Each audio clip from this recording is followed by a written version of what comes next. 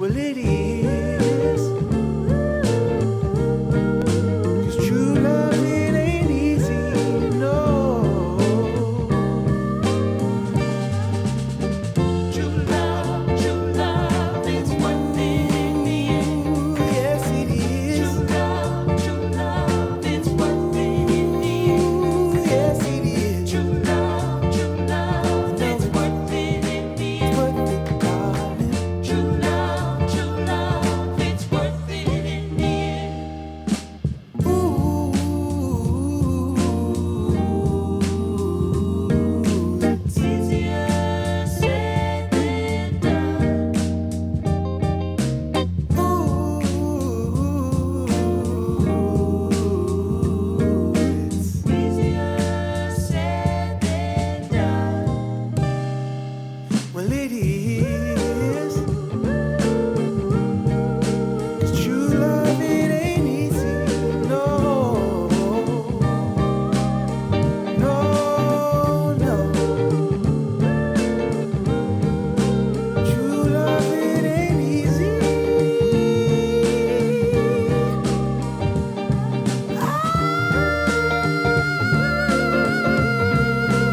True love, it ain't easy.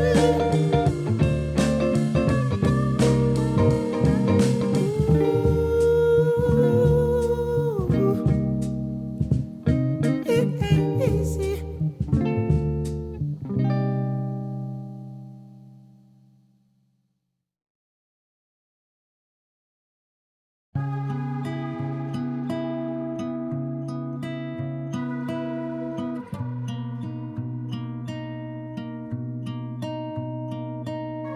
Momentary nights in your paradise. I need your momentary night. 'Cause you'll make a wrong feel like a right.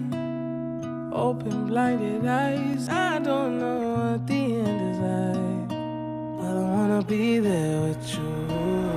Tell me it's love, you're not just craving my touch. Got some things to clean up, we'll be fine. While you face all your fears, I promise I'll be right here. When you need me, just call anytime. And we can float on the midnight river.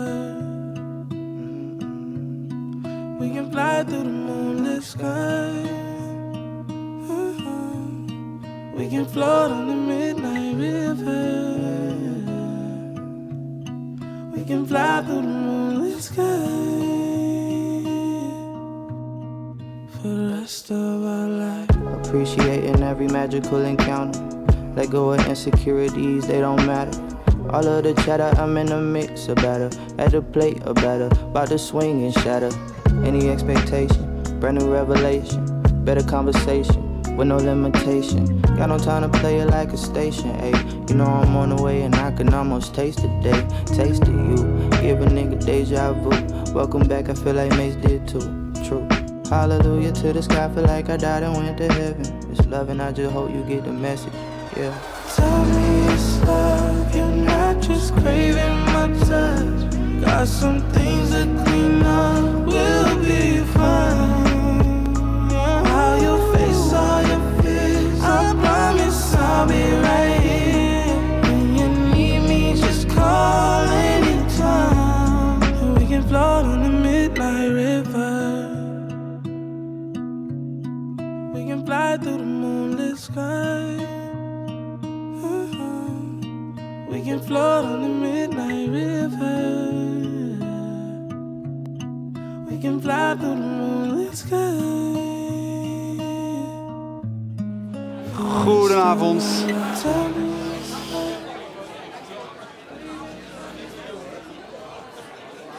Good evening. Goedenavond. And for the French delegation, bonsoir. Welcome at Carbon Stories. Carbon Stories, for those of you who are with us for the first time, is a bi-monthly event that we normally organize on the other side of town in Merwe-Vierhaven in Keilepand. And we discuss what a designer, a developer, builder, engineer, policymaker, researcher, investor, or whatever your role is can do to get to a CO2 negative, climate positive building sector. Founded a little over 2 years ago by IABR, Keile Collectief and Group Ace Carbon Lab. We offer you tonight a special edition with a very concrete story, learnings from Paris. Close collaboration with Christina Eijkmeijer and Emma Deal, who are behind the Paris biobased research project, and who with the support of Built by Nature dove into the question why Paris and France is 10 to 15 years faster than us when it comes to using, implementing and regulating biobased materials.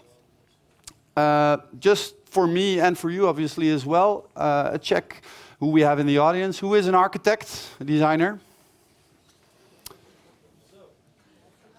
Who of you is a developer?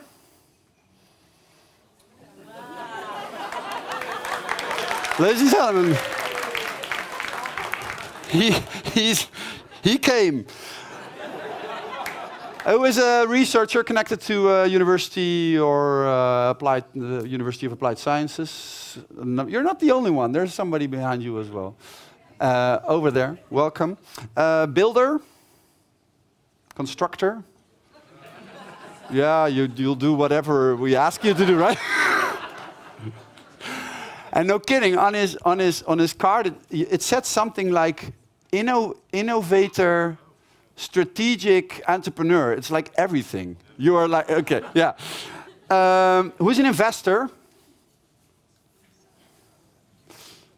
Okay, we'll work on this for next edition.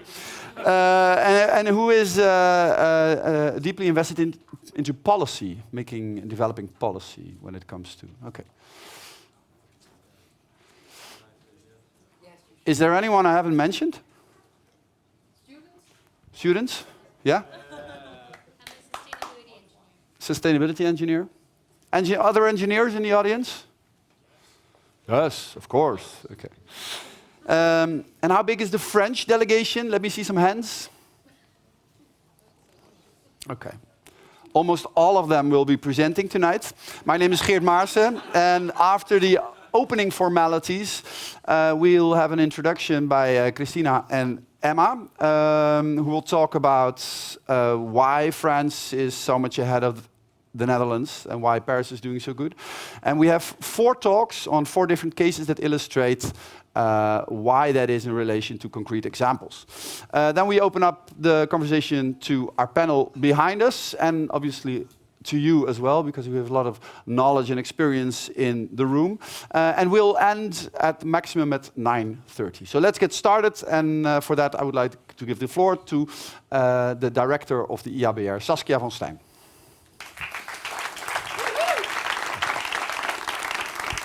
Thank you so much. Yes, that is on.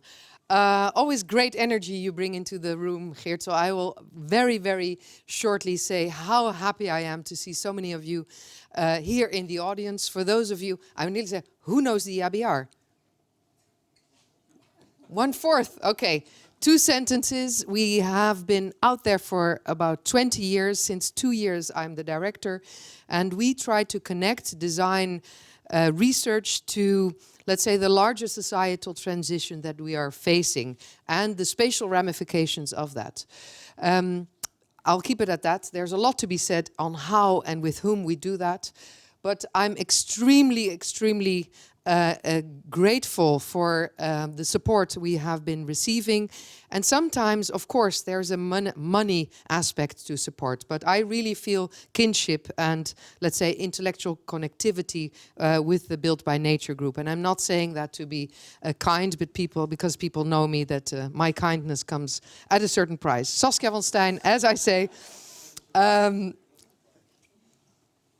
I'm standing here in front of you, but I should actually also, of course, and I gladly mention the driving forces behind this series, which are the Carbon Lab, which is fueled by one of the top 20 offices in the Netherlands, Group A. I'm sure all of you know it, and Keile Collectief. It was already mentioned, but I thought maybe to sort of run through a little bit what are the topics that we have been talking about on that cusp of climate change and what the implications for our discipline will be. So these are a little bit, obviously we're alternating between Dutch and English evenings. We speak about climate positivity in the urban realm. What is it to be circular? How can we actually produce high-rise? So today we are learning from Paris, and of course it's a little bit an analogy from learning from Las Vegas. Those of you old enough remember what that meant. Any postmodernist in here? Dare say yes? Yes, perfect. Seriously, without further ado, we have a very packed program. Thank you for joining, but I would gladly ask to the stage now a jack of many trades. We've come to understand Mr. Paul King is here as CEO of Built by Nature, but literally started in building nature. His career path started in the World Life Foundation, we found out today. So it's great to have you here. Thank you for joining us, and please share a few words of welcome here on the stage. Mr. Paul King. Thank you very much, Saskia. I must be brief, but I'm delighted to be here. It's very intimidating to be in a room with this many architects, I have to say, but I haven't been in a room with this many architects since I was invited to give a talk to the Architects 100 in London on the topic of engineers are the new architects. I thought I was being fed to the lions, to be honest. But let me just start by saying this for a minute. If you think about the first house that you lived in, and think about the first school that you went to, and then the second school and college you went to, maybe the university you went to. Think about the first office you worked in. Think about the hotels you've stayed in. Think about the shops you regularly visit. The cinemas, the airports, the train stations. And then think about the millions of buildings around the world that you're never going to see in your lifetime. And then think about the fact that in the next 30 years, we are going to double the size of our built environment. We're going to build everything that we've built all over again. And then think about the fact, as you all know, that our built environment already accounts for 40% of global greenhouse gas emissions. And think about the fact that 12% is attributable to the materials that go into those buildings. And it's pretty obvious that we can't afford to carry on building the way that we have in the past. And given that I'm talking to a room full of architects, you've got immense responsibility and obviously opportunity to change that.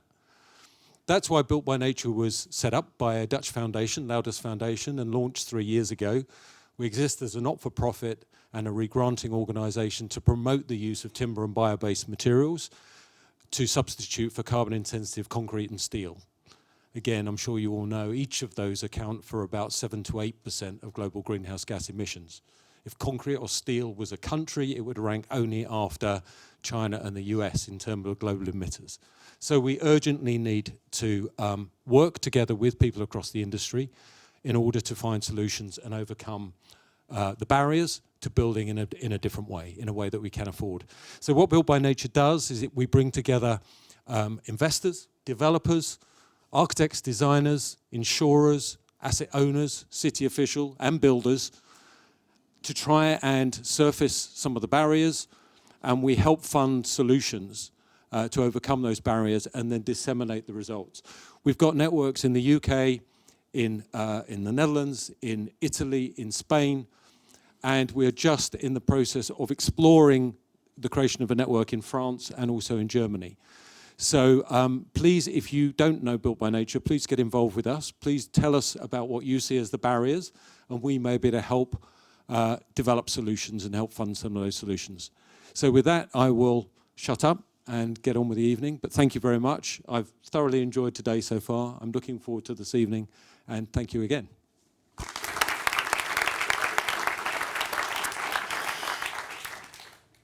Thank you, Paul. So we'll have to do it faster and faster and faster. Speed things up in the Netherlands and in other countries. And tonight is all about what we can learn from France and Paris, which is the question of the Paris Biobased Research Project. And it's my honor to give the microphone to Christina Eijkmeijer and Emma Deel.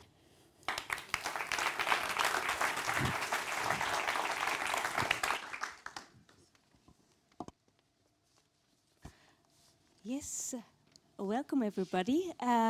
We have the honor and we are very happy to be the first speakers of the evening and to give you an overview of our research on material transition learning from Grand Paris. Emma has the background of a landscape architect. Me, myself, I'm an architect, and we both share the passion for bio-based building materials. And we really want to dive and get to know more and more about it. That was basically our motivation to start with this research. Our office works with ecological material, and this is a palette of the materials that we like to work with: timber, straw, hempcrete, and raw earth. And these are also the materials that we see that in France are used much more widely than in the Netherlands, and that are really going an upscaling process now. Our research started with the preparation of a study trip, Paris Biobased, which was commissioned by the Dutch Urban Agenda, and we went there last October. Actually, this is also a little bit why we focused on the area of Grand Paris, because we did this study trip to that area. At the moment, we are presenting our research within IABR Nature of Hope. And we are very happy to collaborate with IABR on that and being supported by Build by Nature. What's coming next? We have planned to do an online publication for next spring to make this research open source for everybody to access. In the online publication, we will present projects, materials, and toolbox. And for today, we will focus on materials and the toolbox, or the key factors of the development. Thank you. Yes, so I will briefly introduce you to the different materials the 4 materials that we looked at for the research, starting with timber. So in a building, the structure of a building has the most impact on embodied carbon. So actually to replace conventional structural materials like steel or concrete by timber has a significant impact on the overall footprint of a building. In terms of resource, in France there's a lot of forest, both hardwood and softwood, but the industry works mainly with softwood. So now we see more and more also research to try to integrate more hardwood into the construction. Just 2 projects to illustrate the range of scale and of practices. One is the biggest office building complex built in Europe of 125,000 square meters. And the other one on another scale is an example of a series of schools that were developed, that were realized in Rosny-sous-Bois, where the team of architects and engineers really tried to to use the wood as in the most efficient way possible and to source it as local as possible. Then the straw. France is one of the biggest grain producer in Europe, so the potential for using it as an insulation material is quite significant. It is said that 5% of the annual production would be enough to insulate 430,000 homes per year. The professional rules, which give the legal framework to use it as a construction materials, were already realized in 2012, formalized in 2012, so more than 10 years ago already. Once again, a couple of examples to illustrate. This building is quite a reference project. It's a school of which the project was already started in 2009, so actually 15 years ago, was realized in 2013, the first one of that scale using straw insulation. And then now we really see a sort of process of upscaling of using straw in bigger buildings with, for example, a transformation project into student housing and a social housing project on the right. Then the hemp. France is the biggest cultivator of hemp in Europe. In the production in 2016 was already enough to insulate 15,000 flats per year.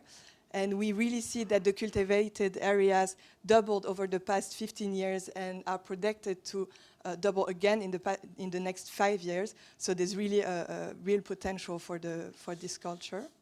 What we see is that hempcrete is mainly used into housing projects. So we see it here in new construction or in renovation construction. These are also two references projects. These are also two social housing projects, and it's quite important to note that the Social Housing Corporation in Paris really took on this role of impulsing the use of hempcrete in the housing. Finally, the raw earth, not bio-based but geo-based. Paris, as all the big metropoles, has extremely high amounts of excavation ground per year, and that represents a massive amount of waste that has the potential to be used as building materials, which we also see growing more as a movement to be used by architects. What's really interesting to note about the raw earth is that it's very complementary of other building materials, particularly with wood, as it will bring mass to lightweight buildings, but it can also bring thermal mass, soundproofing, or fire protection. Once again, a couple of examples. One is a social housing with a CLT structure and ramped earth prefab blocks assembled on site, and the other one is a kindergarten in the city center of Paris.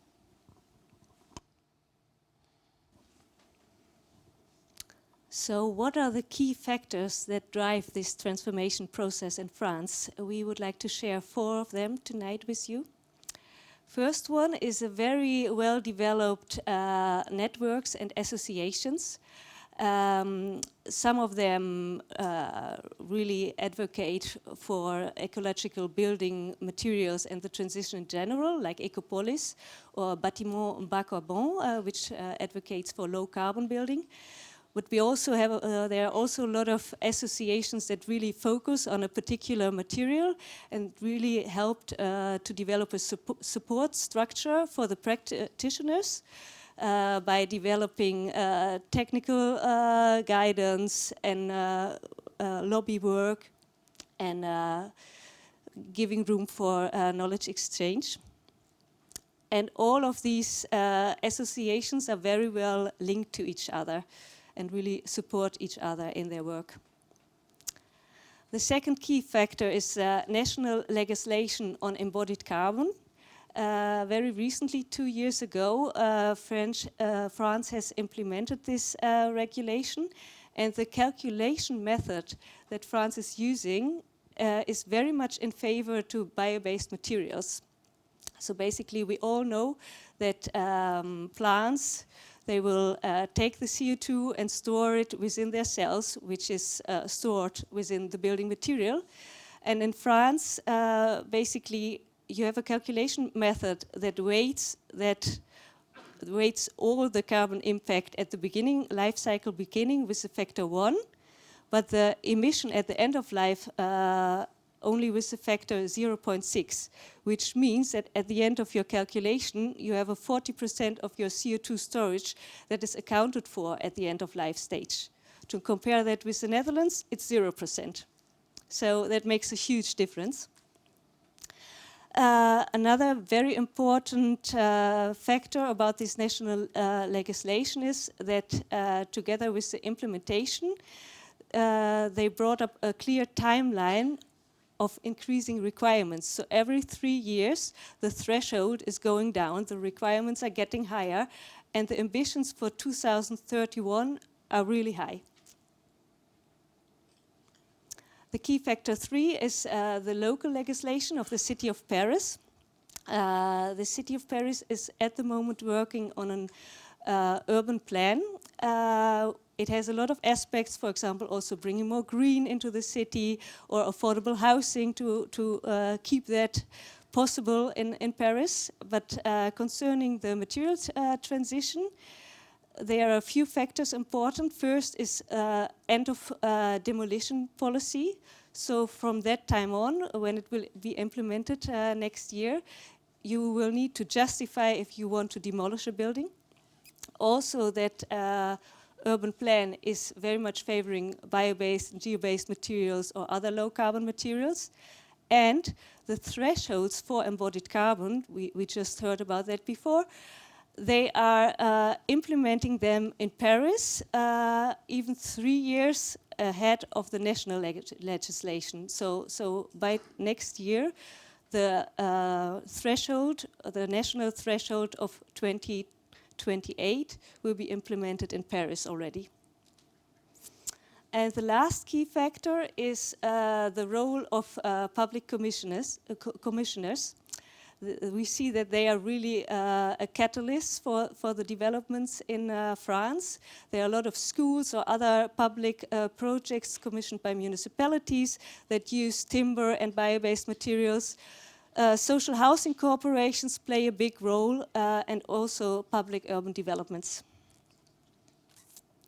So I'm very happy that we have many speakers from France today who will tell us more about this, who are really the practitioners of this material transition. And I hope we will dive into the materials and the key factors together with them during the discussion.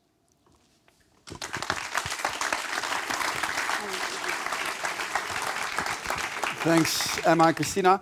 Yeah, we have some amazing projects for you. 4 to be precise. Hold on to your questions, and we'll try to bring them to our guests and our panel after the pitches. Which brings me to our next guest, who are public land developers responsible for the Chapelle Charbon project, one of the most environmentally ambitious urban developments currently underway in France. Please welcome Catherine Saint-Livre and Julie Ginesti. Who is first? There you go.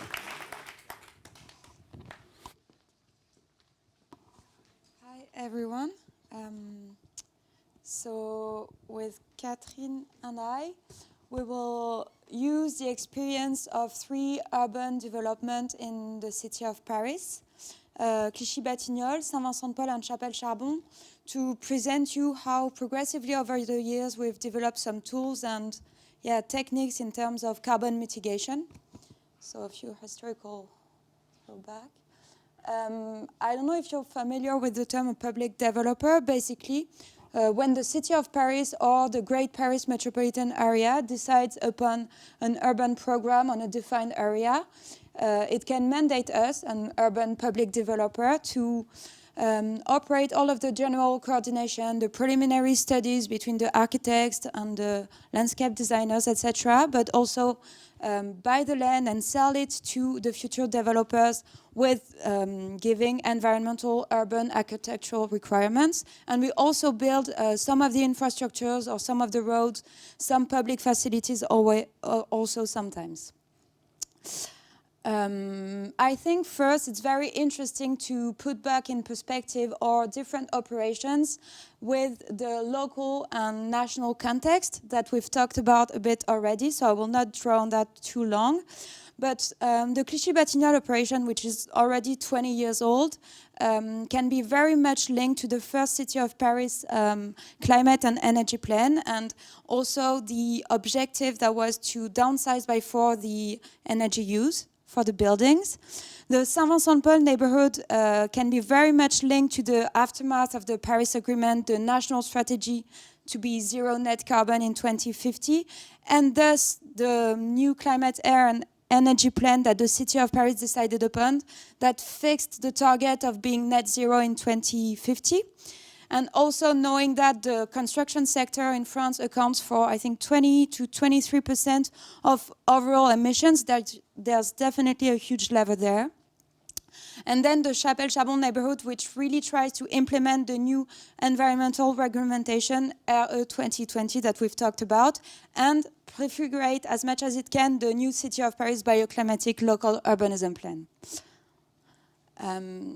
So the different lines can't appear, but that's all right. So you see the operation Clichy-Batignolles, and all of the other images are from the Saint-Vincent-de-Paul neighborhood. So Clichy-Batignolles, so first operational perimeter in 2005. It seems odd to say that right now, but back then, with the high environmental ambitions of the city of Paris, it was a choice of the urban developer to add to the team of architects and urban designers and landscape designers environmental specialists, so as to define the stakes, but also set targets and follow their implementation throughout the different stages of the operation and with the future developers that we still do today. And what's more, we added to that a very important tool that I translated in English, which are environmental escrows that basically we keep to ourselves and we give back to the developers 2 years after they've delivered their buildings, so as to make sure they will implement the environmental goals that we've fixated.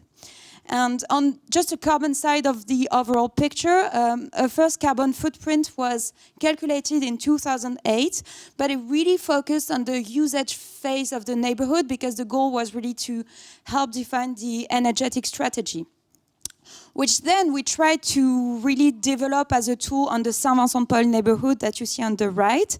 And here you can see the extract of the first carbon footprint that was done in 2018 to try to achieve the net zero carbon goal, which we can't do at the scale of the neighborhood, but we really managed to downsize all of the emission.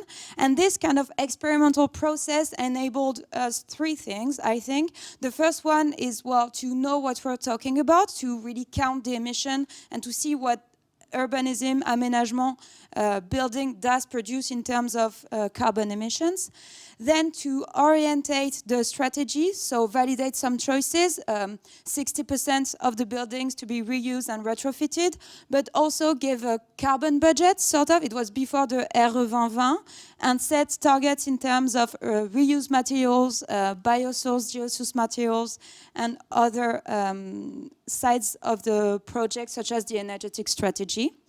And also, last is to help us monitor the operation and see how it gets implemented as we upgrade, well, mettre à jour, I don't remember the term, but yeah. Yeah, as we update the calculus. I won't go into the details of specifics of operations because Catherine will just now maybe present the case of Chapelle Charbon and how we use all those tools and incremented on that with the harmonization of the regulatory context. And yeah. Yeah. So, yes, as a study case and how to explain concretely what a public developer is doing, we propose to have a focus on the Chapelle Charbon operation, which is a little one in the north of Paris, developing 350 housing units and a school in front of a huge park. It's, as Julie say, a way to experience and to demonstrate the ambition of the city of Paris in front of the new transition question and in front of the need of new public spaces, new building, new comfort, but also a drastic reduction of carbon emission to reach the 2050 goals of zero net emission. So Chapelle Charbon is made with 7 plots, made with different teams, especially lead with a social developer. That's also one of the chances we have in this operation, because we are working with a long-term investor, which are taking care of also being at the top of the reflection about comfort, economy, and durability. So with the team in charge of the district development, we try to build new tools. We have the carbon footprint, we have talked about it. We have built some of kind of catalog of biosourced and geosourced prescription, solution also, and cost control suitable proposition to be sure that everybody are facing the same question and regarding the same direction. So working with architects, but also with experts in sustainability or low carbon construction, we have made this first tools, which is the prescription book of sustainable and biosourced materials.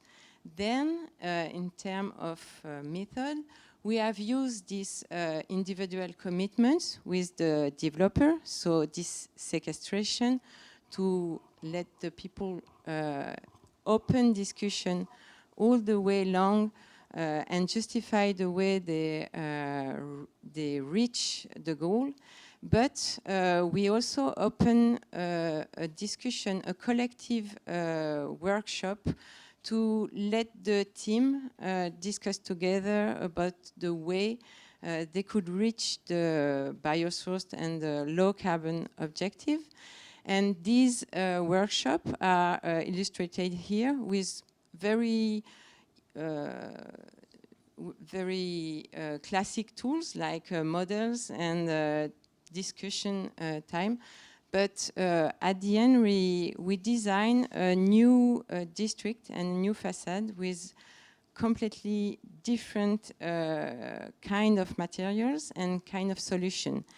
That's the first result we have now at the building permit stage, which is the middle of the way. And we are quite proud of the results, facing the 2025 threshold. We have reached the goal, but we have now to build all this building and see the result at the end of the way.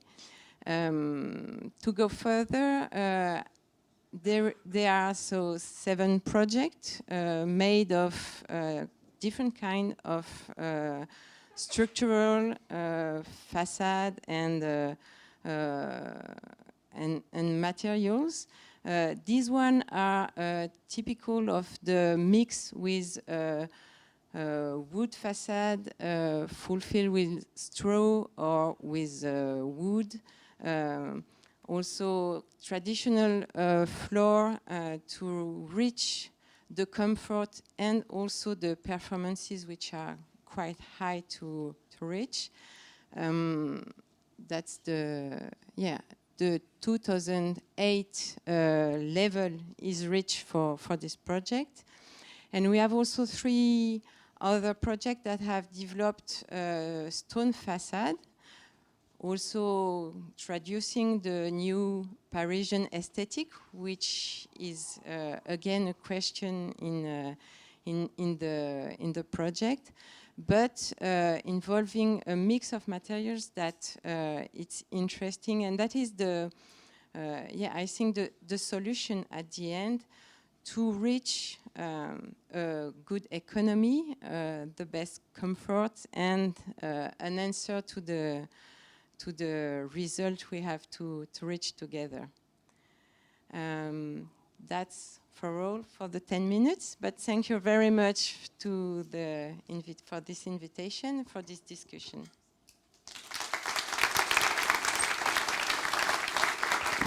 Thank you so much. Thank you. And next in line is somebody who over a decade ago already completed the tallest straw-insulated building in the EU, and a second one is underway as we speak. He has specialized in large-scale timber structures, bio-based installation, and passive building for over 26 years. Please welcome to the stage Antoine Pagnou.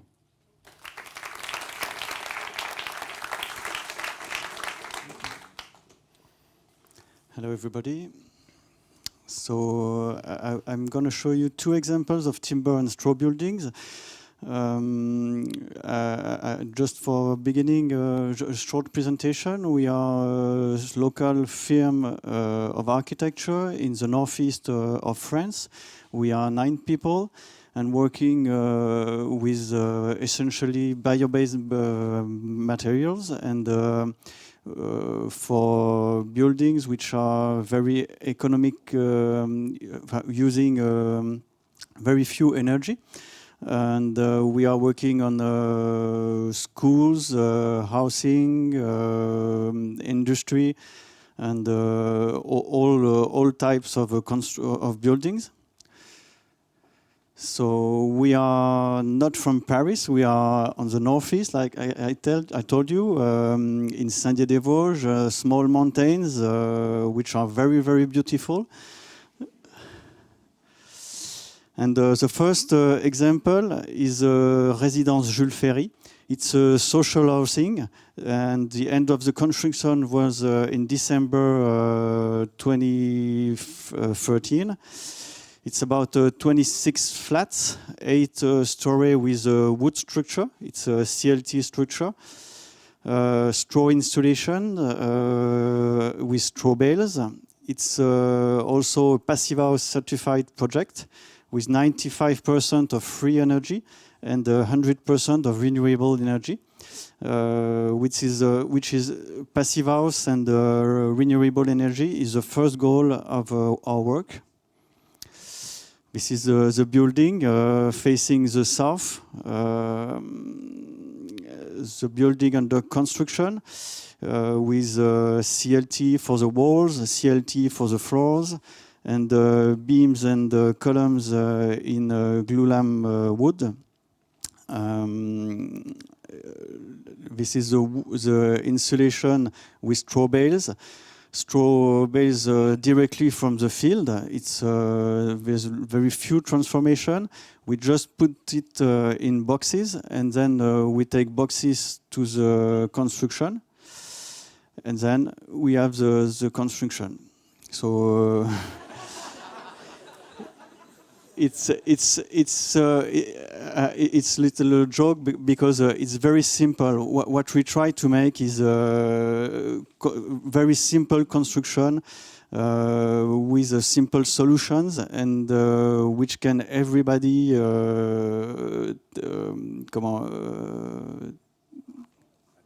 attempt. Thank you. So this is a south facade. South facade means that it's the conception is a bioclimatic conception. It's also the most important thing. When the philosophy is of construction is for us the main goals that we want to reach. Materials are tools, but the philosophy is the most important thing. Inside the housing, and in the north, on the left, you have the north facade, part of the facade. Inside the buildings, you have lots of wood.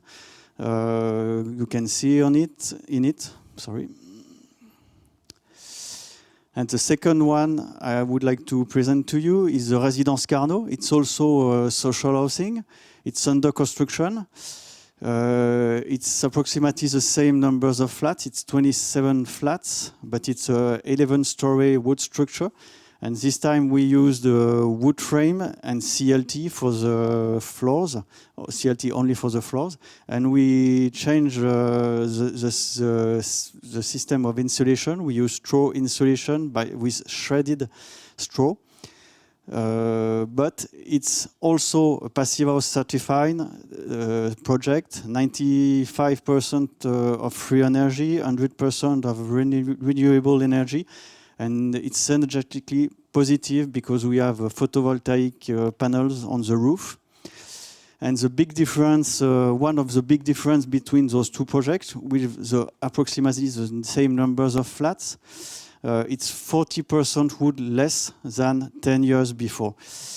Why do we use less wood? Because we change the way of building it, and it's also important that if you use good materials or renewable materials, they can be renewable only if you use it with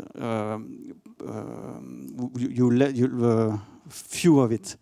It's the same thing for the energy. The energy is renewable only if you use it with precaution. So this is a project. It's very, very near from the first one. It's approximately 300 meters. This is a picture of Friday. You can see it's under construction. Everything is okay. We have 6 weeks. How do you say en avance?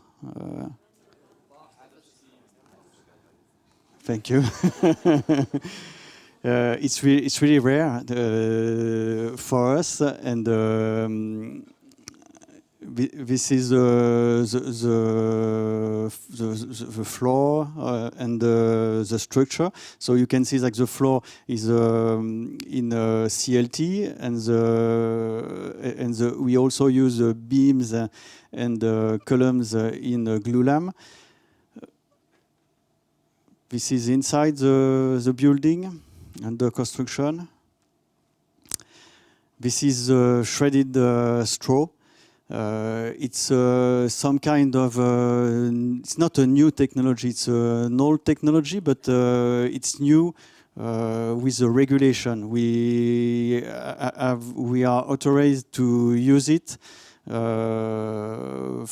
months ago, approximately. And there are the first buildings in France using this technology, this low technology, I could say. And what is interesting is that at the difference between straw bales and shredded straw, straw bales, you use it with 38 centimeters, which is the size of a straw bale. And here you can use it with thickness that you need, only the thickness that you need. And it's very interesting because you can have wood structure with local wood, and it's less expensive, and you use less wood for the same result. This picture is a picture I really like because you see the 2 buildings. You are inside the new building, and the backyard you can see the oldest one. So let's speak about quickly about the reason why we choose bio-based materials in our philosophy. Maybe I just begin to speak about the philosophy of designing our buildings. The first reflex is to be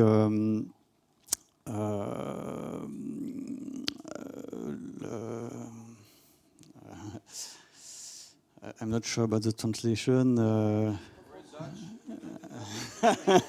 Thank you.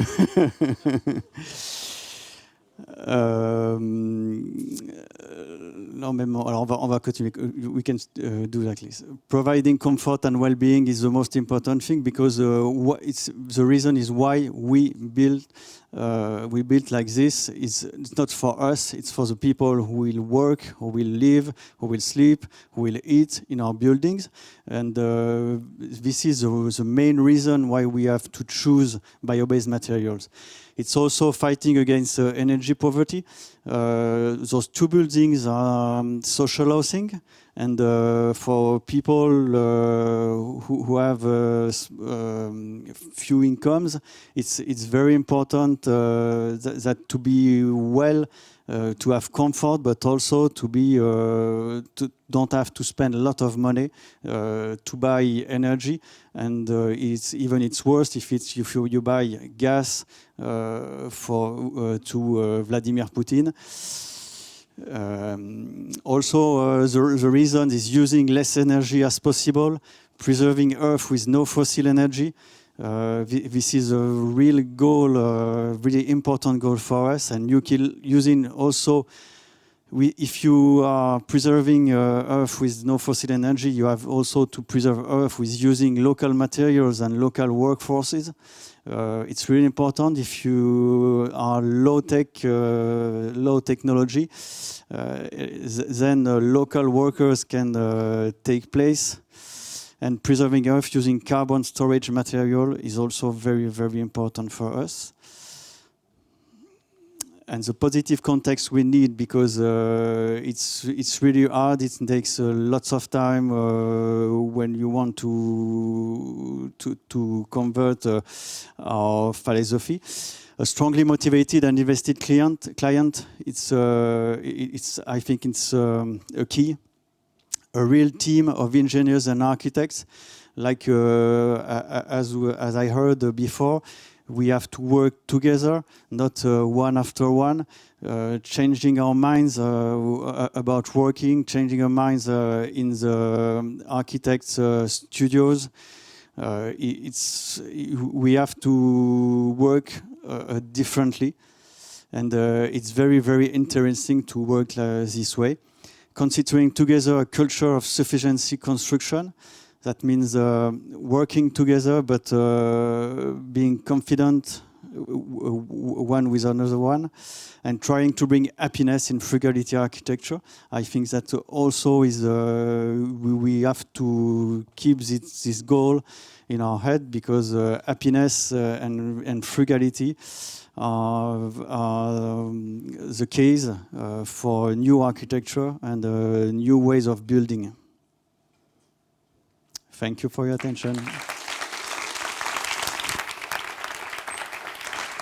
Thank you so much, and thanks for making it sound so astonishingly simple. We'll talk about that later on, and what distinguishes you from your colleagues in this region of France. But next in line is a duo who have built strong expertise in bio-based materials over the past 15 years already, channeling their interest in technical innovation into numerous housing and school projects. First half of the duo will be presenting, the other half will join us in the panel discussion. Please welcome to the stage Grégoire Dumont.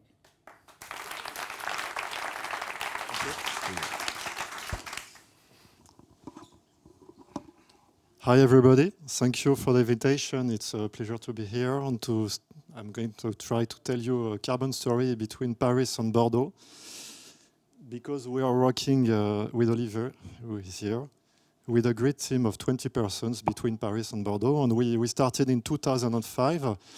At the beginning, when we went out of the school, we learned only things about concrete and Le Corbusier. Then we loved the modern spatiality of Le Corbusier, but we thought it was time to learn another way of building. It was only an intuition. So the first years we made this playground in Versailles in wood, and we made many small houses. Then we had a shift in 2010, more or less. We were building material. We were thinking material as if there were only things to assemble. Then we started to think with the material's emotional capacity and the comfort the material can add inside the building and what's happening between inside and outside. Of course, building with natural materials, it's less carbon, it's more comfort, but it's one thing very important for us is that it gets more social intensive economy. It connects people when you're making a wall in earth, or when you're transforming hemp, all the chain is connecting. Here, these are three projects, two on the left that we made, and one that we are going to make in a few months. And what I can say about the biosourced materials, these are materials very fragile. They need to be protected. And it means to invent a kind of architecture with many details, quite complicated. And for us in the office, it's a really big change to imagine another way of building.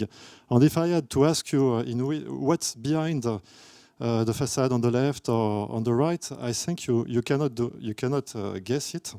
On the left you have hemp, in the middle you have a hearth, and on the right you have a straw. So there's quite a kind of complexity. And this is the first project we made in total hemp. It looks like an old farm, but it's brand new. It was built in a small village near Paris. And what we like is the extreme simplicity of the architecture and the performance, the exceptional performance of the building, because it's totally in full hemp. There is hemp everywhere. On the wall, 30 centimeters. On the roofs, also 30 centimeters. So it has a carbon footprint incredible. And what I can say is, if we choose this at this moment, when we started to discover this material, we met many people, and we of course choose the hemp because it warms in winter and it cools in summer. It has a phase change, and moreover, differently than the wood, it gives a thickness. The wall is thick, and it's for us an important thing to come inside the village, which is made of old houses in stone. Then, at the same moment, we made this rehabilitation in the center of Paris. Sorry, for social housings. Here the question was, how is it possible to combine architectural heritage and environmental approach? At this moment, the model of carbon were not really prepared in the French rules, but we continued on the way of the project before. And what interested us here is that the old wall is made. There is a sandwich of hemp inside of 12 centimeters and 2 centimeters outside. This material lets breathe the old stone, and is of course very different than all other solutions, petrochemical as polystyrene or either. And the French government invests many billions in the insulation of all the French heritage, and without questioning the architecture. And for us, it's very important to find solutions that protect the original aspect, or we can transform, of course, but to protect the heritage. Here it's another story. In the south of France, we are near Bordeaux, near the bassin of Arcachon. And Aquitanis, who is the urban land developer of the site, decided 10 years before the conceptors arrived on the place to make a district in raw earth. It was a really big challenge because nobody really did this before in this area. So during 10 years, they made studies of the grounds, of the earth, of the briqueteries, of the carpenters. They analyzed all the chain of what was possible to do with the earth without. They didn't really know what will be built. But after these 10 years, we arrived and we made these housings. These are mixed and grouped housings inspired by the architecture of wood frame timber from Bayonne. There's a small image on the down. Each one is moving to let views to the old village, but moreover, it was an adventure of construction for us, which was absolutely incredible, because we spent 2 years with all our team inventing, searching new mix with earth, with the local earth, with wood waste, with earth row, with chips, with hemp. And we searched a lot. We imagined prefabricated walls on many things. And at the end, we made these bricks, which are made of earth and hemp, which are put inside the walls to give inertia to the buildings. Here we are coming back in the north of Paris, in Gennevilliers.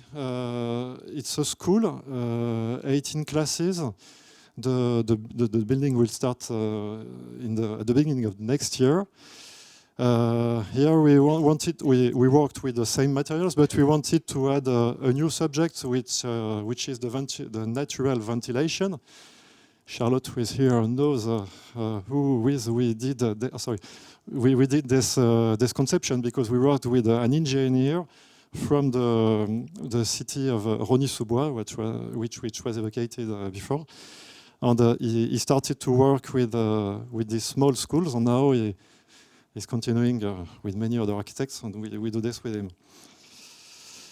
Finally, this is another school that we are making in Melun, and I'd say that oftenly we feel very far from the users.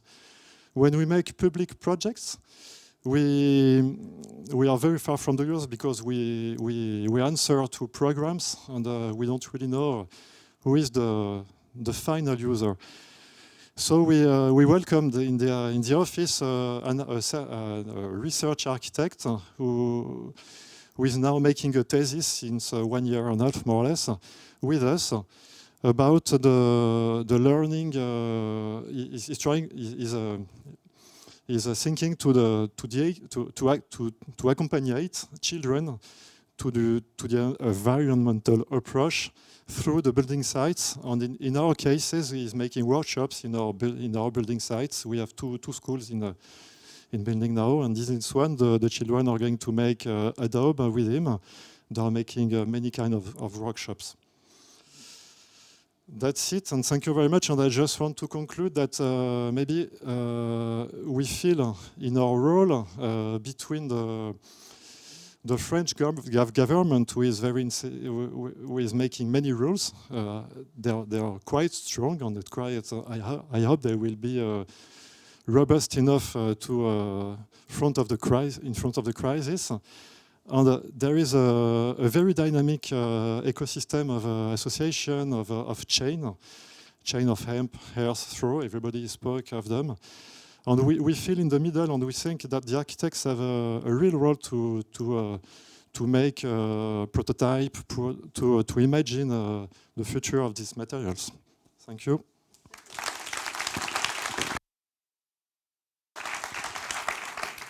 Thank you so much.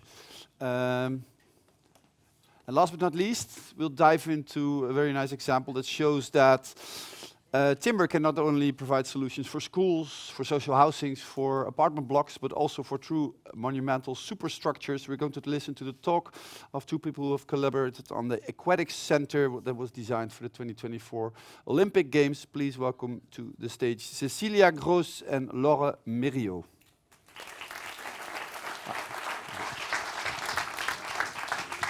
It's on already. It's on. Yeah. Oh. Thank you, everybody. Hello, everybody.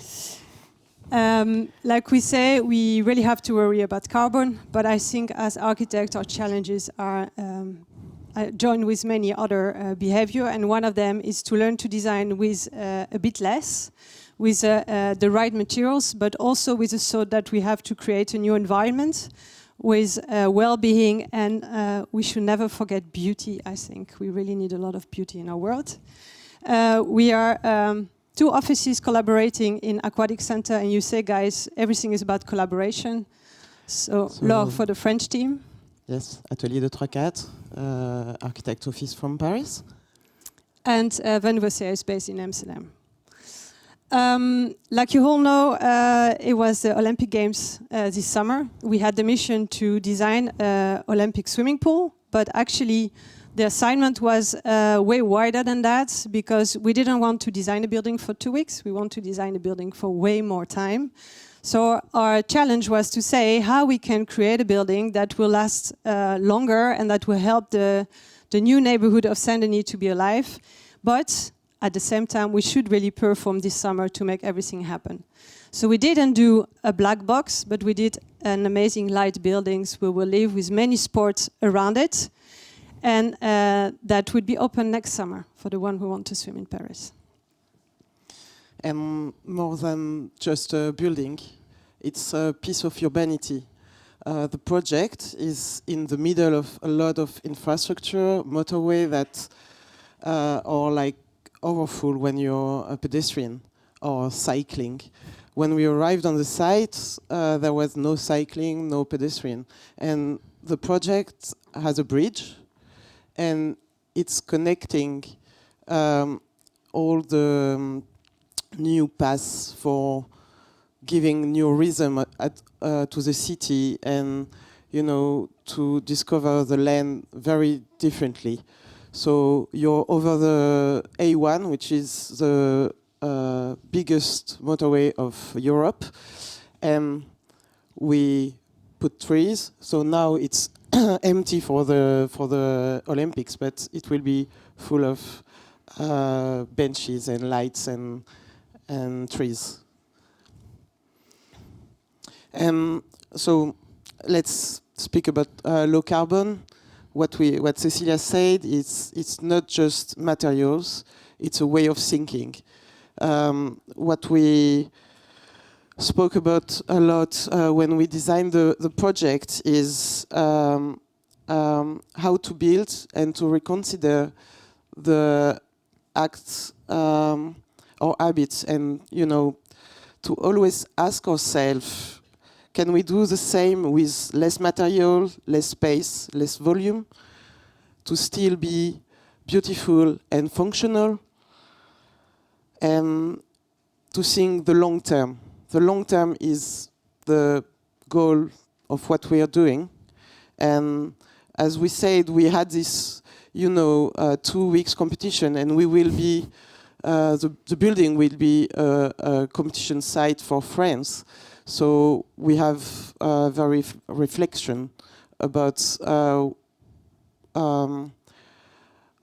what are we doing, you know, for who, for how long, and with which material. So that's how what we called juste mesure. And so the first thing we did is just to compact the building, to put all the function all over, to not dig.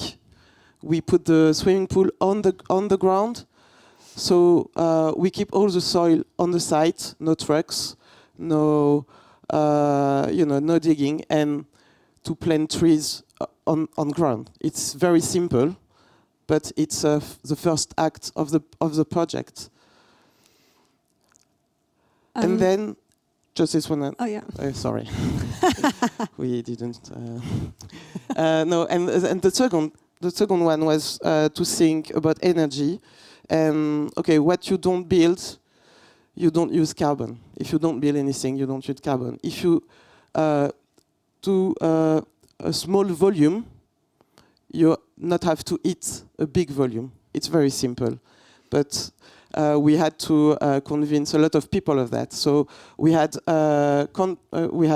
diving pods, we had rules of high, we had how do you say it, like tribunes. So it's a huge volume, and what we wanted to do is a very thin roof with the less volume we can build. So we looked at all the rules, we looked at everything, and we went with this idea of this tense roof, which is parametric. It's tense, you have 2 curbs, and we saved 50% of volume. Another way of rethinking the rules, it looks maybe simple, but in a diving pool, especially if you have 10-meter platform, you need to have 5-meter depths. And they always do a big swimming pool, 5-meter depths. But if you look close to the regulation, of course, you don't need the same depths if you have the 7.5 meters, 3 meters. So we say, okay, but maybe it's useless to do that. So we will do a kind of complicated, I will say, bottom of the pool, but worth-wise to invest because it's save us 25% of water that we don't have to treat, so we don't have to pay for it every day. And one of the last trick we did, but I think it's very special for this project, is this is a classical organization of Olympic swimming pool. And we question all the programs of the competition we have to have. And I have to say for the Olympic Games, we didn't have to host the swimming competition. So just the artistic swimming, the diving, and the water polo. So actually, you don't need 50 meter. You will need it for the European Championship in 2026, but now you don't need it. So we say maybe we can win a little bit of space, and we make the short story because the long story is very complicated, but it works. And actually what we propose is to make one pool with movable walls that will allow to have 26 or 25 meters. This is an Olympic Games configuration that just happened, that is just now debuilt, but also to provide a swimming pool with really different publics. And that's also the key, because at the end, for the life of the building, you need to attract a lot of different people. So it's much more than just an Olympic Games swimming pool. That's what we think. And following on that, also for the tribunes, we had 6,000 seats. Well, of course, in the daily basis, we will never have 6,000 seats needed. So we say 3,000, we keep it all the time, but the extra 3,000, we just make it temporary. So now we are debuilding it, and that would be 3 pedal courts. And this is really program-based, but actually this is all meant about experience of the space. So with the swimming pool and this, you bring really the public closer to the action. So the atmosphere is getting better. It's smarter how you use the space. But one, that's because we are architects, so we are solving programs and we are doing right materials, but we are creating experience between people. And what would be very exciting, and that you will be playing some sports on the right. It was basketball by the competition. Now it's paddle. Maybe over 2 years would be something different. And then you look at the swimming pool next door. And this creates the connection we were aiming to socially between different kind of sports, different kind of people in a neighborhood that has a lot of mix. And so we had to choose materials, and what we did is not to... We wanted to use wood, of course, for the carbon and for the beauty and for the good structure, but we also have concrete and steel when we needed it.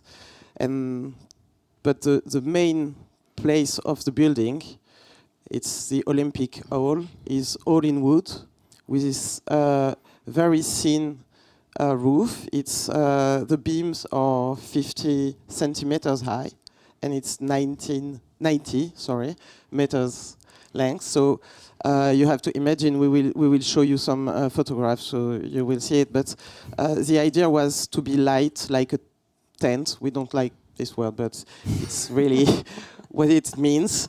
And to have like this roof that use wood, and the structure is doing the architecture. It was very important for us. We worked a lot. You will see, you don't see anything more than wood everywhere. And the thing is, the beauty and the poetry of the project is made by the material and the way we worked with all the engineers on the structure and with all the technicals to hide, you know, the air conditioner and everything. And for us, it's really important to work all together to have this thing. So let's see it. So of course we initiated the project. Our architect using parametric design. That was the only way to create the most optimum shape, getting control with the shape, but also in how the water will go through, how we can make the beams, that not every beams are very different, because that would rise the cost. So we had it, but the chance we have is we have an amazing structure engineer that follow us and that also takes the same language. So with Grasshopper we can improve the formula together. And we had also an amazing builders who were not risk when we had this idea, oh, let's do it in wood. I mean, we couldn't move the deadline, so there's no plan B, there's no way. So you have the power of the team to make it work. And the builder, and Matisse, which is the best builder in France. So to explain you the principle, it's quite simple. You have columns every 10 meters, and so you have 10 beams between the two columns, and how do you call it? The little les tirants. Les tirants. Let's no, call it like that. I think you. No, it's a big steel. It's a steel. Tensioned. Okay, so you see, it's like a tent metal. when you go to camp. So you have these beams like the columns like that, and to not move like that. Okay, so that's it.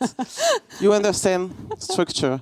So the English post and the tie roads. I think that's a good one. That's the name. So no. What's interesting is the wood. So it's beautiful. It's low carbon and it's very, very speed to construct. So it was also very interesting because we had a deadline, a very small deadline, and we construct all the main hall in like 5 months, I think. So it was an experience, an amazing experience, but for everybody. Like Bouygues said, oh, you know Bouygues? Bouygues is one of the main constructors in France, and they do concrete, almost. So it was interesting to see how they took the advantage of the wood for the planning, for everything, and I think it changed their way of thinking too. Now here, just the building pictures because it's still amazing. So you see pictures where they were building. They were breaking every caten, that's the name of these small beams, in 3 parts. And they were closing. It was the first one. Looks ridiculously small. We don't have human scale. We will have it later. Creating the magic of the air. And maybe to mention also in the idea that we have to design with less, we needed above these beams an extra layer of wood to stabilize in the other direction. But instead of making full wood, we make wood lamels. So we integrate the acoustic ceiling with the construction actually, so we didn't have to hang any other acoustic material in it. So it was on the way to do it. And it's also on the outside, so the whole facade are also clad with wood, and we have this Douglas who are creating the shape of the building and this in-between space, welcoming people. Yeah, so at the end, we're very happy it worked for the Olympics game. So that's the first step. Now we are waiting to have people coming inside. No, what was interesting too is we really wanted that the building will be used by as many people as possible. So. As it's not a white elephant, you know the term for Olympic buildings. It's all these Olympics that never served after all. So we really began to think about the long term and the people inside, and that's why we made it so transparently, so open to put people to say, okay, I want to go inside. Even if you're outside of it, you can see what's going on inside. So you say, okay, it's so good, it's so great. And you play basketball, you don't know how to swim, and you say, I can swim. It's so wonderful to jump from the diving pod. So that's our job for me. So we did it the most low carbon we could, but the thing is to make beautiful buildings where people will be happy in it and as happy as we designed it. And the last lesson, we never can do it alone. We had a magic word Olympic that gathered a team of experts. We were listening to each other, we were trusting each other. And actually, we don't need the word Olympic to do that every day. And it changed the whole world. So if we trust each other, if we listen with each other, if we are smart with each other, we can go so far. I mean, you'll convince a lot of people here, but it's really the part of the game when we can make beautiful projects together. Thanks.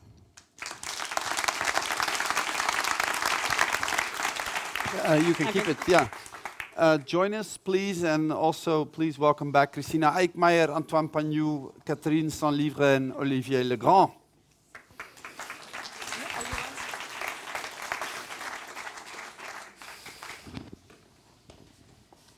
Does everyone have a microphone? Yeah, first question. Second question, how hard can the wind blow before the roof of the tent starts swinging a little bit? The good part of it is actually the wood was the right materials to go against the wind. Actually, you always have the feeling, I do it the simple way, like an umbrella. The umbrella, if you have too much pressure, then it just can flip away. And because the wood is good in tension and in compression, it's not going to happen. Okay. Guaranteed. Let's consider what has been responsible for the shift in the last 10, 15 years in France and Paris region, to be specific, and what we, the Netherlands, or other slow countries in Europe can learn from this case. Olivier, if I can start with you. What do you think is so different about France? Having been in the Netherlands for quite a while, you're going to visit some projects tomorrow as well, right? I think. It's working. Yeah. I'm not sure. It's there is few difference. Maybe I don't really know the Netherlands regulation. So, but there was an experimentation. It was presented the RE2020, okay, thermical, environmental regulation. Before that, there were an experimentation which is called energy plus carbon minus. It gives a little boom in construction in France. Yeah, that for sure. Meanwhile, there is a I don't know how to say, but the government is not impulsing really so much. I think so. There is a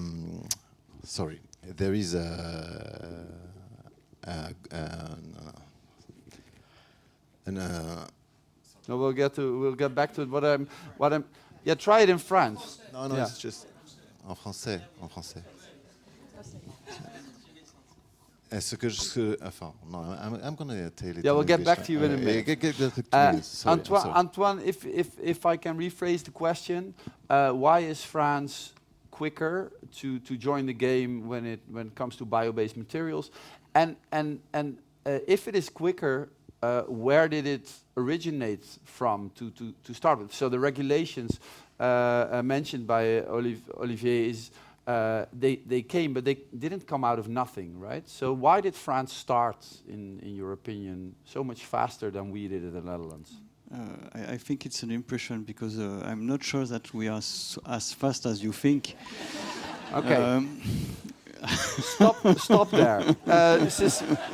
Cecilia, you are my favorite guest in this panel because you're both Dutch and you have the French perspective. You are Dutch, right? No, I'm French. You're French? Well, but so how did you traveled back and forth, right? No, but I lived for 23 years in the Netherlands, so I'm almost Dutch, but I'm still French. How does it feel? Are you Dutch or are you French? A bit of both. A bit of both. Okay, perfect for this discussion. What is the difference culturally when it comes to France and the Netherlands? Why did they? Are they 10 to 15 years ahead of us? And where did this come from? I think, but that's my perspective. I think it helps to have resources.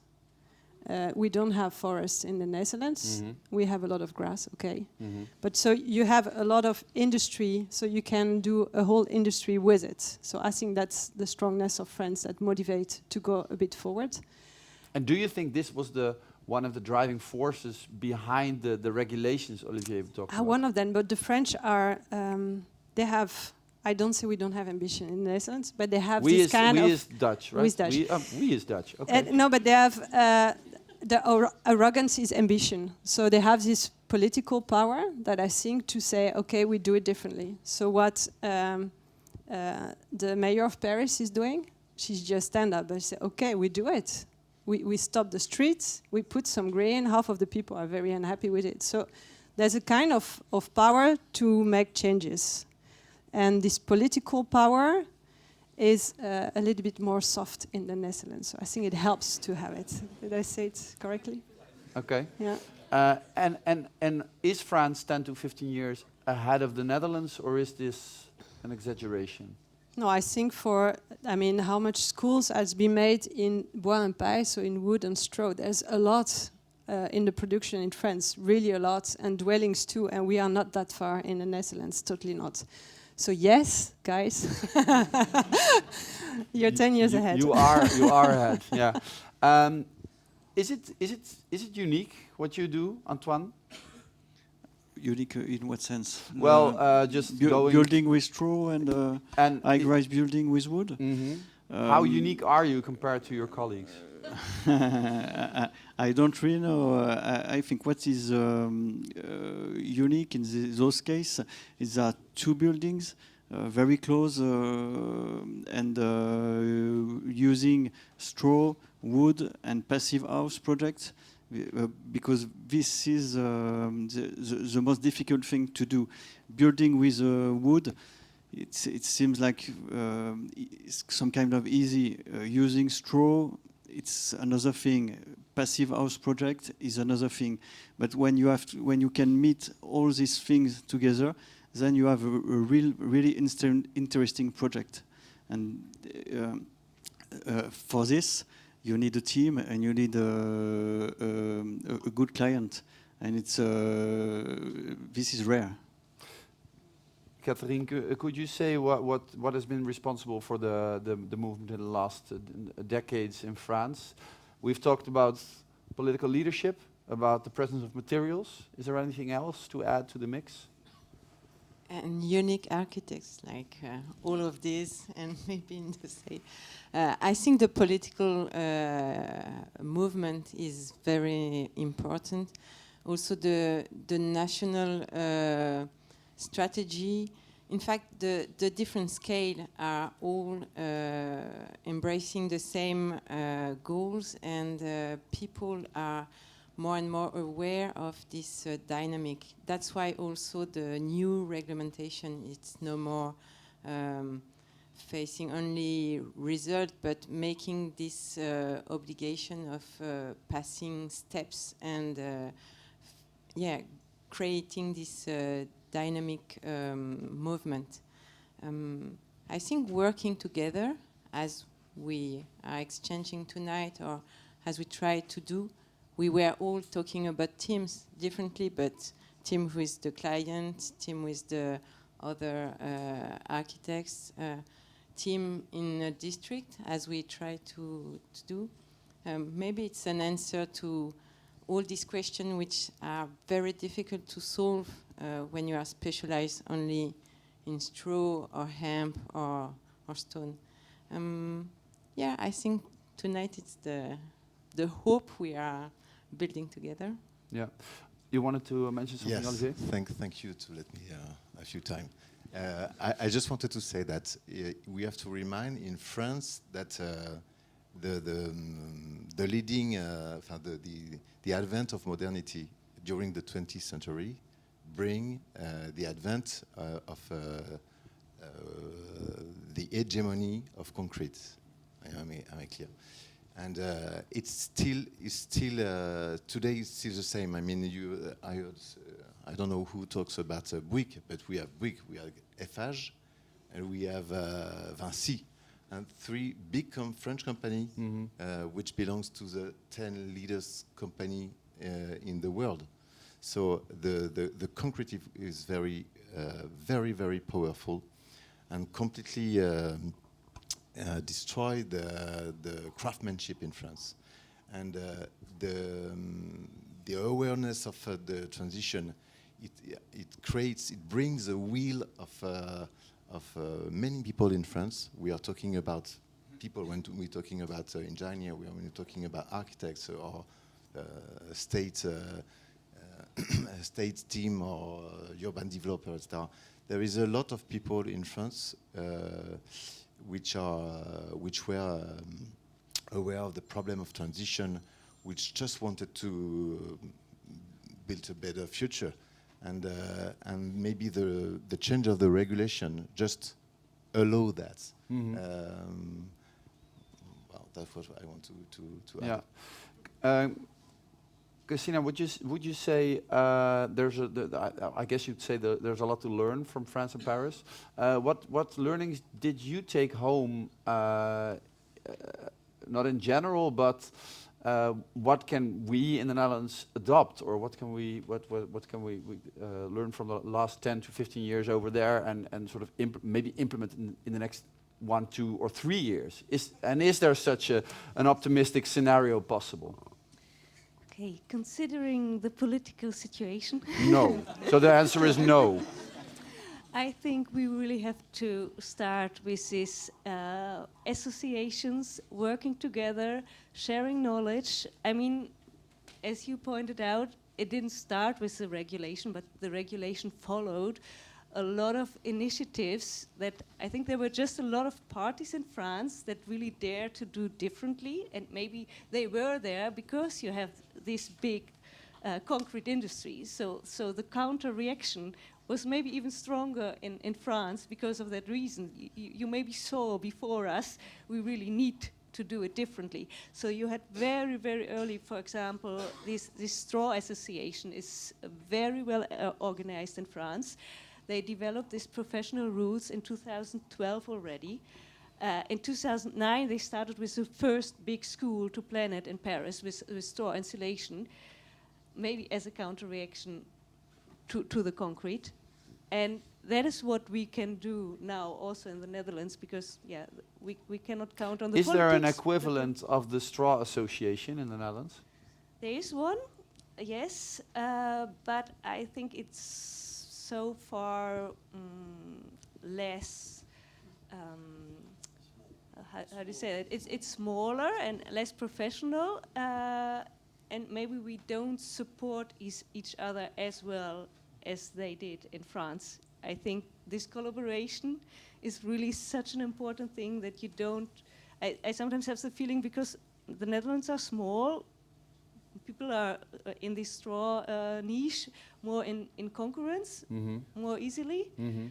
Well, we should, of course, it helps everybody much more if we collaborate and share knowledge and share, technical details, for example, etc., and work on one goal together.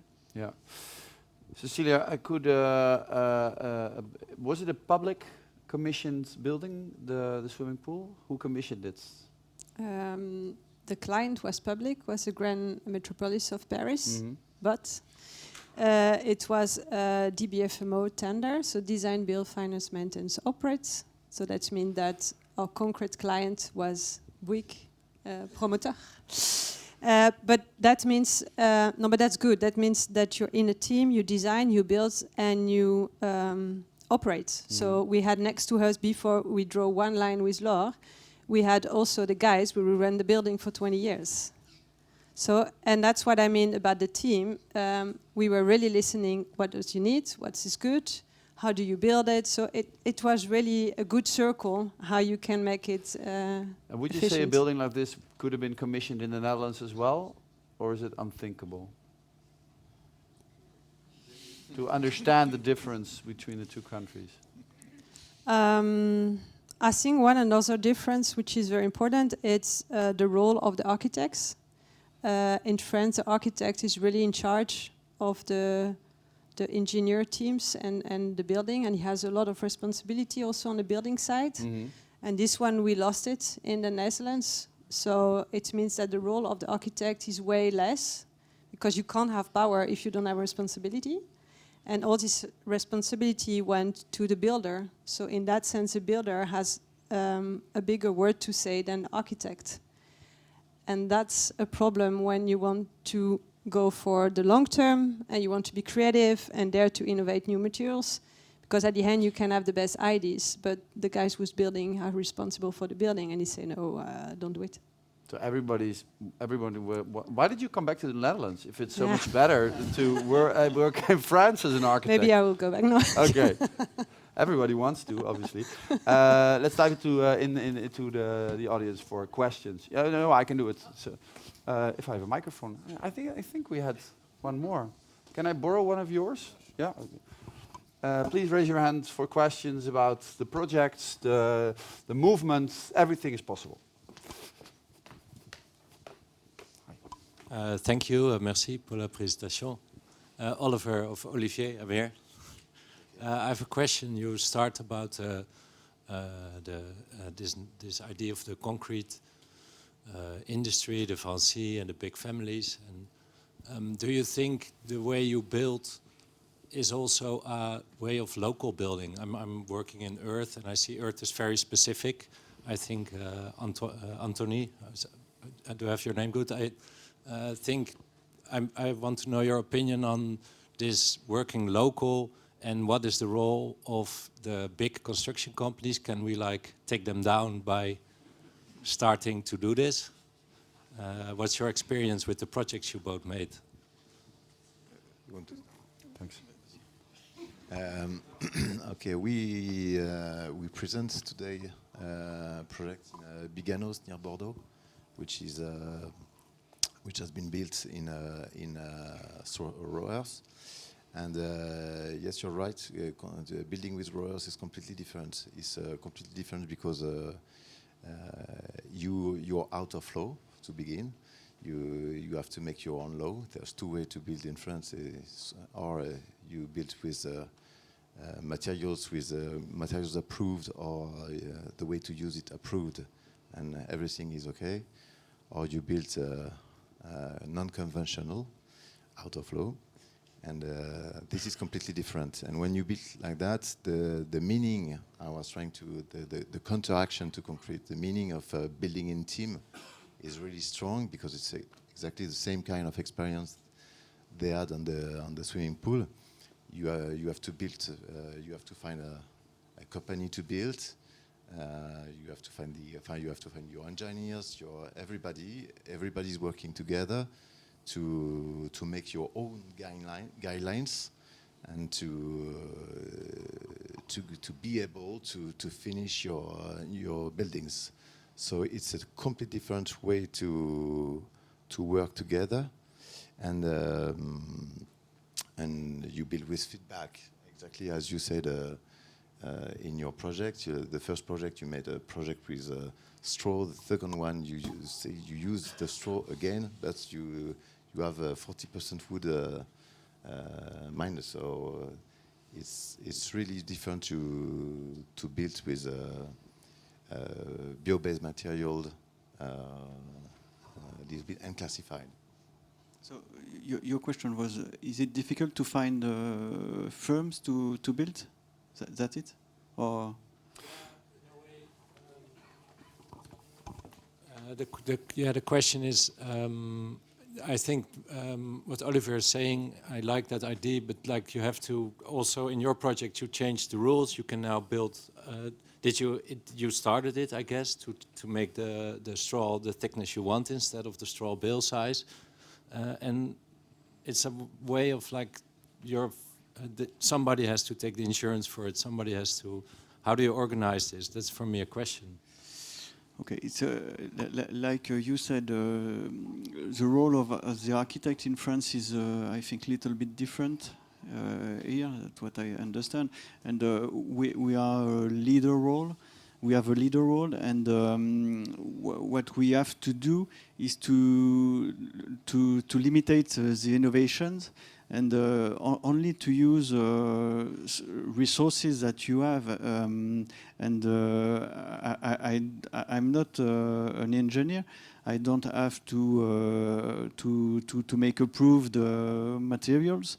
I can do it sometimes, but it's not my job. My job is to build architecture and to lead a team. And so we only use the current materials, and which have been comment on dirait des matériaux courants, usual materials, and we are not inventors. If I may, it sounds like, because a lot of discussions about sustainability in the Netherlands, there is also a role for craftsmanship and for building and creating a local and using local labor as well. But there's also a trend in thinking about digitalization and industrialization. When I listen to your projects, it seems like the craftsman or craftswoman is coming back to the building, and you're going back to how we used to build and how we knew we had to build, and to, in a certain way, doing it simpler than we have been doing over the last decades. Is that a correct assumption? Yes, it's correct. We want to make it simpler, very simply. And we want, with engineering, very technical engineering, before building.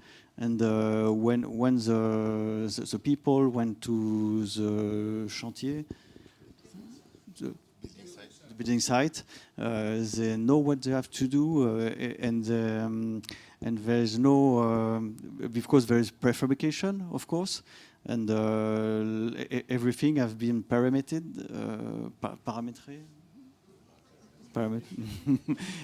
in advance. The French is you're quite good. You can just switch to French whenever you like. Any more questions from the audience? Can you direct it that way? Thanks.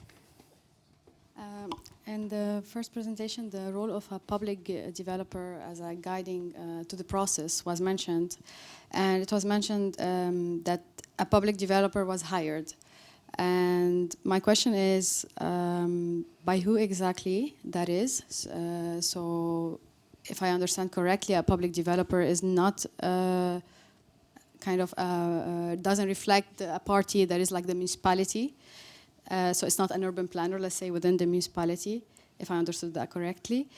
And does a public developer also usually, is he involved in private developments or only public developments? So is it just public buildings, or also private buildings need to have a public developer in the process? And what would be the alternative role in the Netherlands, if there is a similar role in the Netherlands in the urban development processes? Yeah, so first question, help us understand the specifics of the public developer. I can answer the last question, but maybe you could help me. So in France, you have either public, either private developers. We are working for the city of Paris, so we are a little society created and financed by the city of Paris and the metropolitan area. So in fact, each time you have to wonder if you are in front of a public or a private developer, because we have both of them working in Paris at the moment and all over France. I think it's completely different than the way developers are working in Great Britain, for example, or here, I don't know. The thing is, we are organizing a plan at the scale of a district. We are selling plots, but we are in charge of the public infrastructure, and we are with this both mission to develop prescription for the buildings and organize the public spaces around. Because of that, we could experiment new rules for construction, so go further than the local regulation. That's what we try to do in Paris, to illustrate the ambition of the city, to demonstrate that it's possible to reach the next level. In fact, sometimes it's difficult, but it's the way the city of Paris is using his public developers. And on the public spaces, it's also a way to purchase question about the global footprint. So talking about mobility, talking about uses, and about energy consumption. So we are, for example, developing the heating network in Paris. So the city is in charge of developing a local heat, that is a way to achieve the performances, the low carbon performances that we try to reach with the good. I hope I answer to this question. Yeah, and then for the difference, we have our special. Cecilia? I don't know everything. No, for me, this function doesn't really exist in France, but then I want to ask Peter maybe to add something, because for me, what it is a bit like a project bureau, but you can't, in Paris, you really have it for all this big development. You have a dedicated company who's doing everything, and of course, your client is the city. But I think it's maybe good how you organize. From the municipality of Amsterdam, yeah. right? Yes, I'm from the municipality of Amsterdam, and the difference I think is in France, because we have that in the city and also in Rotterdam, that there's a very strong public body who also develops within the city what the city wants. But in the Netherlands, you're part of the city, so you're closer to politics. And I think that the difference maybe in France is that you're just one step ahead. And I know that also of other countries, and you're not technically bound to city limits. You can also do something just outside of the municipality. And I think we are, well, if I look at Amsterdam, the goal of the city of Amsterdam is build so and so many houses politically within the city boundaries. And then you cannot say, oh, we build them in Zaanstad or another community, because it won't count for the politicians in Amsterdam. And I think that the good thing could be that you can take one step out of that and say what is good. That you're one step further from the political arena. Yeah, that I can imagine that could help. Then it's a train, because Catherine said they only do it in Paris. Okay. So within the boundaries, right? We are working in the limit of Paris and the metropole. In the metropolitan area, because the metropole is one of our stakeholders. Okay.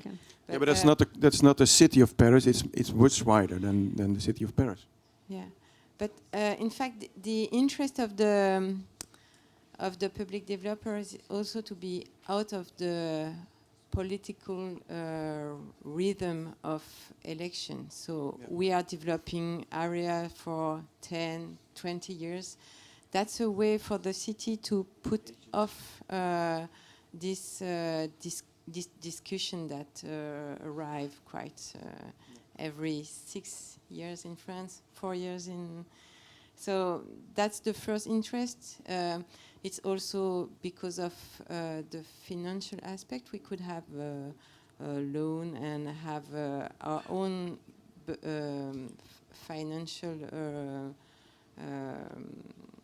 gestion. So I think for all these things, it's close to the municipality because we are every year making a report, and we are working for the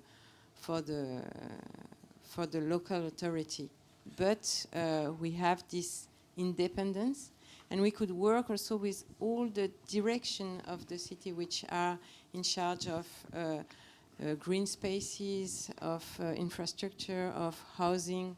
So making this link between all the different competences are also one of our interests. You wanted to add something? Yeah, and I give it to you, right? But may I ask one short question that with these good examples that we see from you, does it mean that France is on its way to reach the Paris 2050 goals? Or even with the good examples of you, is it still very difficult?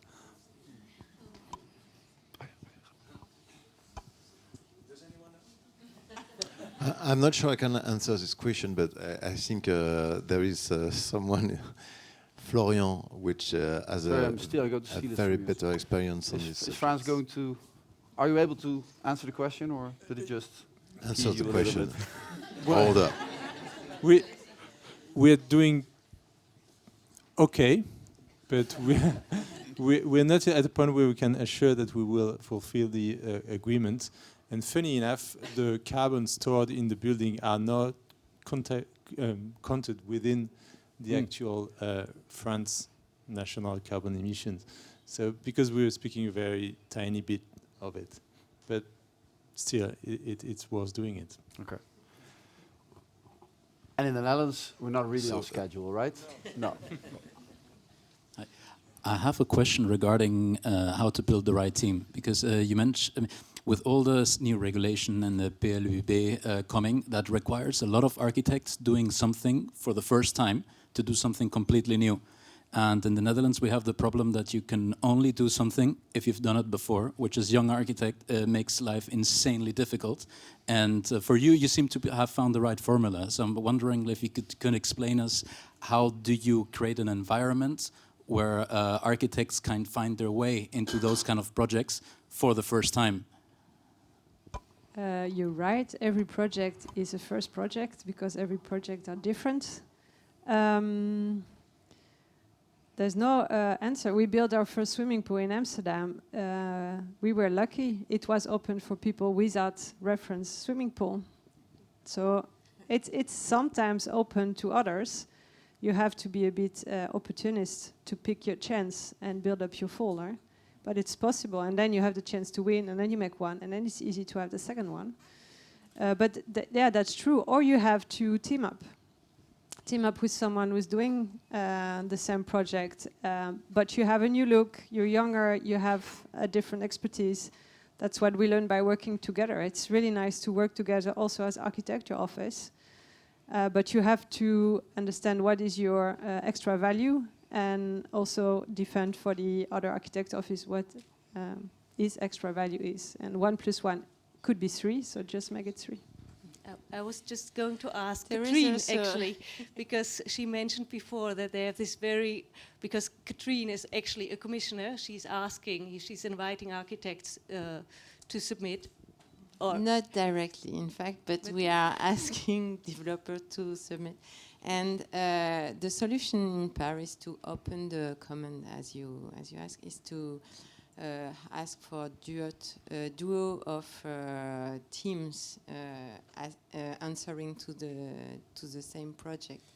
That opens the possibility to young agencies to answer with a senior agency or both together, and it's a way to let new agency arrive in the market, have new experiences, and like a mentorship role. Not only mentorship. That could be too young agency. It's a way to let the people have this opportunity, or being assured that it could be possible to answer to every project.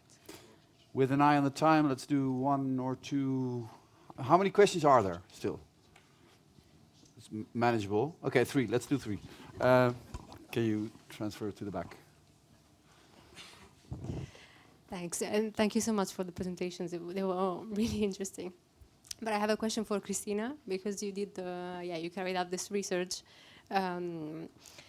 So even tonight, you spoke about, different ways that we can go about accelerating this transition also in the Netherlands through policy in place or material innovations, this culture of connection and not sort of hiding your notes from one another, or maybe creating like a bit of a more feisty culture also politically. So I wanted to ask you, if you sort of close your eyes and radically imagine how the landscape of biobased buildings could be in the Netherlands. Imagine a white piece of paper. What is the first thing that you would sort of call for? What is your sort of plea to all of us, in the industry?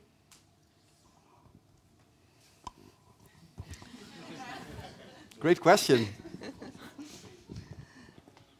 So I think what would be really great to start with is the schools, I think. Because in the schools, people learn. We've seen the examples of Limon Le Grand, that you also integrate students and teachers and parents in your building processes. And if you experience that as a student, how it is to be in such a natural building, and if you have been taking part in the building process even, I think it makes a huge difference, and it can really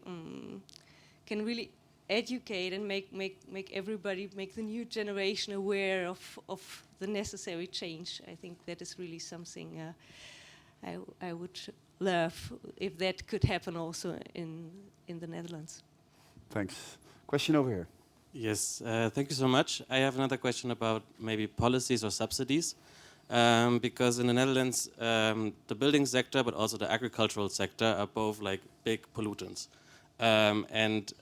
So I was wondering if there were incentives kind of to also get the farmers on board in a way that there are subsidies that you switch maybe to hemp production.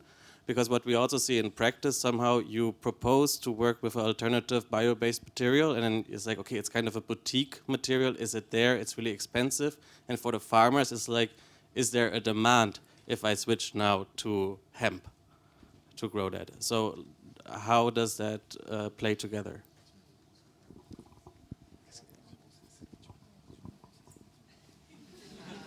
I'm not sure I completely get the question. I think I can answer it.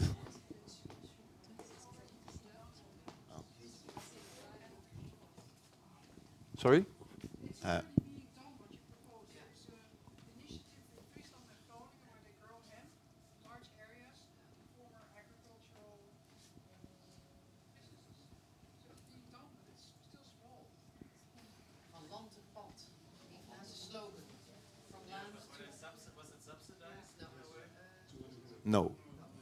No, because hempcrete is a biocide product. Hemp is used for as many other used, so it doesn't need subsidy to use it just for buildings. So it doesn't need a subsidy. What we add on a project, one we show, is the fact that we build it with hempcrete, and it was really it was visited by farmers, by politics, by a lot of people, realizing that it was a possibility to add to their production of hemp another possibilities for construction. But there is no subsidy for hemp, as it's for straw, which is also a biocide product, and as it is also for raw earth, which can be just a waste part of digging, or so there is no. But I think it's a problem. We have to, if we want to shift completely, because we are talking about France 10 years, 15 years, maybe in front of Netherlands, but it's a marché de niche. It's a very little production of buildings which are made by concrete or by earth. We need to. I think that's the problem of the help of governments. We need to find another to claim another step. We need to add subvention. For example, we ask. I'm part of a movement which is called a Manifesto for Frugality, Creative Frugality.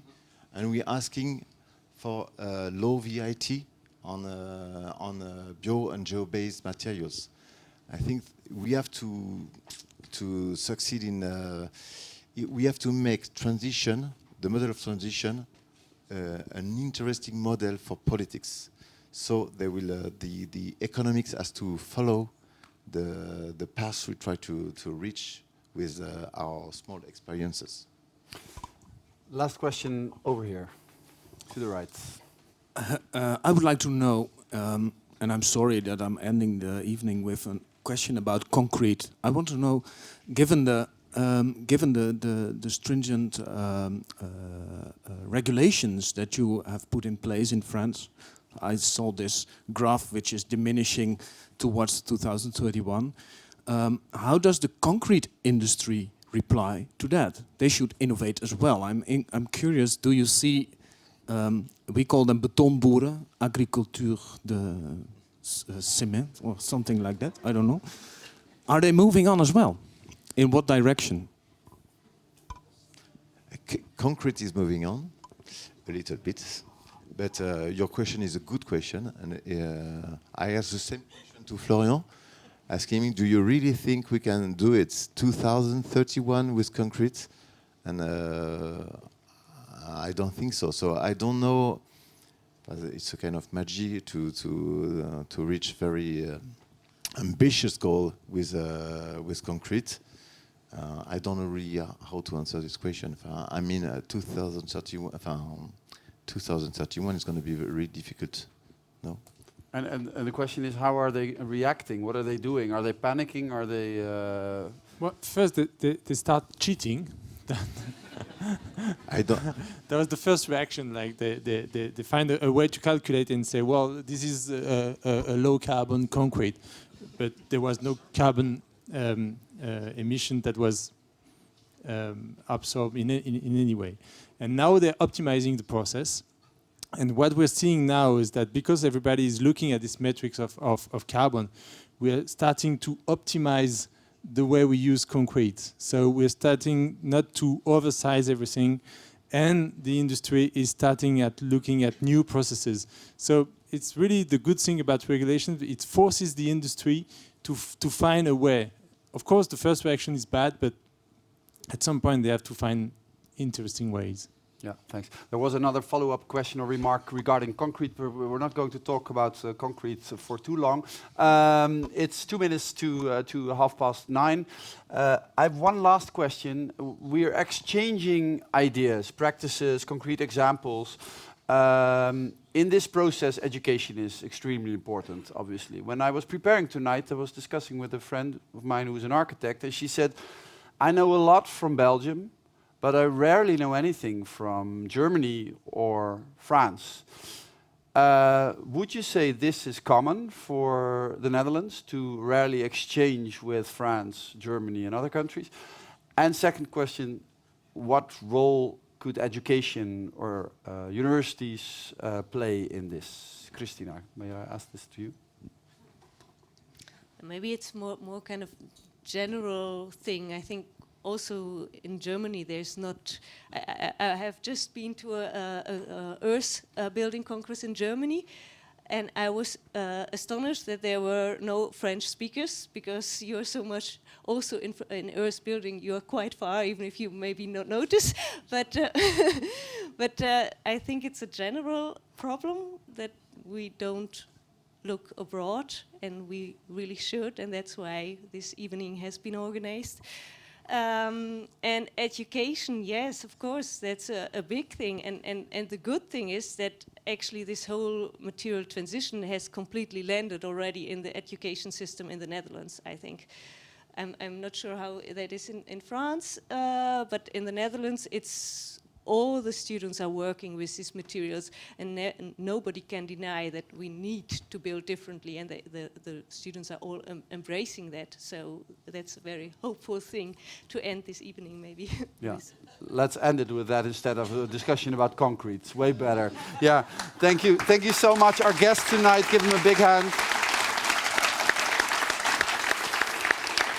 And we will be back on the 27th of November, then with an evening on the value of embodied carbon with a financial perspective, with among others Sascha Brons, Nina van der Giessen from Rabobank, and Oldo Dwars from Ballast Nedam. And one more big hand before we go to the bar for our guests tonight.